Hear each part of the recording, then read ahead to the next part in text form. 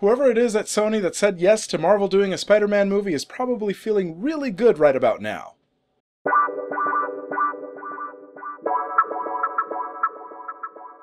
Hi everyone, my name is Chris and welcome to Tread Talks, where I walk on this treadmill to stay in shape while making videos for you fine people.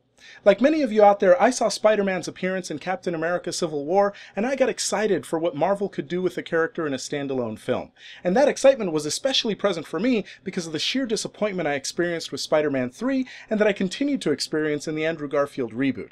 What's clear to me now after seeing Spider-Man Homecoming is that Marvel themselves are the best caretakers for this character and that Spider-Man is finally where he belongs. And I say this because of several key decisions that they nailed with this movie, the first of which being that we don't have to go through the origin story for a third time.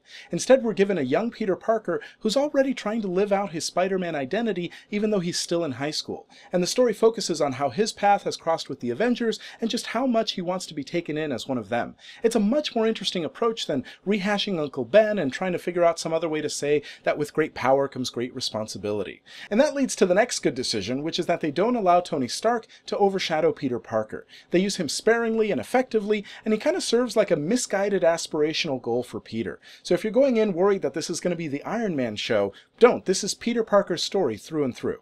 And speaking of which, Tom Holland was the best casting decision so far for both Peter Parker and Spider-Man. He's able to convey the youth and the inexperience of the character in a way that we haven't seen before. In fact, the movie opens up with a video montage that could have only come from a teenager. Beyond that, though, he carries with him a steadfast conviction of what's right. He isn't conflicted. He sees something wrong and he goes for it. It's refreshingly idealistic in the way that Wonder Woman was recently. And you know what? It also helps that they cast someone that was still relatively young for the role, as opposed to trying to convince us that Andrew Garfield, 28-year-old man Andrew Garfield, was still in high school.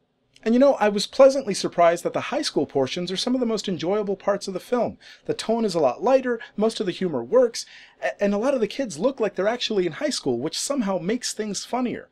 Now, there are a few instances where it looks like they tried to cram in jokes where they didn't really fit or feel organic to the story, but much more often than not, the humor works. And that's not just true in the high school scenes, but throughout the rest of the movie as well. And in part because a lot of the humor stems from the natural circumstances that Spider-Man finds himself in. He's still trying to figure out how to be a hero, so sometimes his efforts to help don't actually work out very well. And he's not the most confident person yet, and you see that in the physicality of how he portrays Spider-Man. And a lot of that works. The only place the humor didn't really work for me was when it took place in the context of the quote-unquote bad guys. It doesn't make sense for the same comedic tone and lightness to be present in scenes that are otherwise serious. It undercuts the threat that they're trying to establish early on in the film, and it makes me feel like they couldn't go too long without inserting some sort of levity.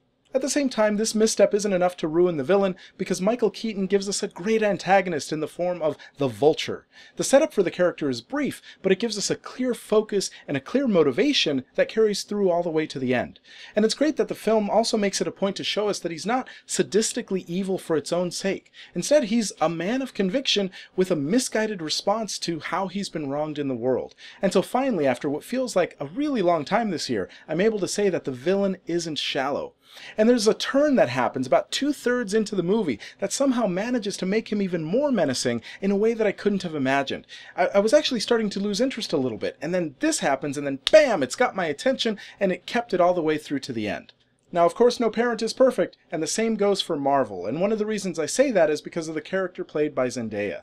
It quickly becomes clear that she's just being set up as a character for a future film, and that's fine, but the way that they go about it is through these small, pointless, random, ambiguous scenes where it doesn't really make sense why she's there. And so, really, what I think they were doing is trying to keep their options open for how to define the character in the future. It just felt a little bit lazy of an approach.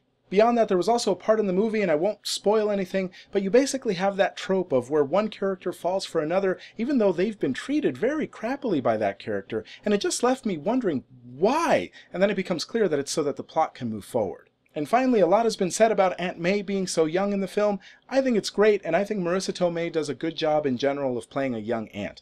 But they go out of their way to make her every male character's wet dream in a way that I don't think will make sense to someone who didn't grow up with her in movies. But hey, here's where I tell you that all of this can't undermine everything the movie gets right. It's clever, it's funny, and it nails the character. So after 10 years of varying levels of disappointment, we finally have a Spider-Man film that makes us excited for what's to come. And that's why I give Spider-Man Homecoming 4 out of 5 stars. Okay, so that was Spider-Man. Now I know that a lot of people have the Sam Raimi films near and dear to their heart as their best version of Spider-Man, but after you see this film, let me know if it surpasses it for you. It certainly did for me. And beyond that, if you like this video and you want to keep up with my content, please like and subscribe. I'm trying to get to 1,000 subscribers and it would be great if you were a part of that group. Also, hit the little bell icon to be notified when a new video goes up. Either way, thank you very much for watching and have a great day.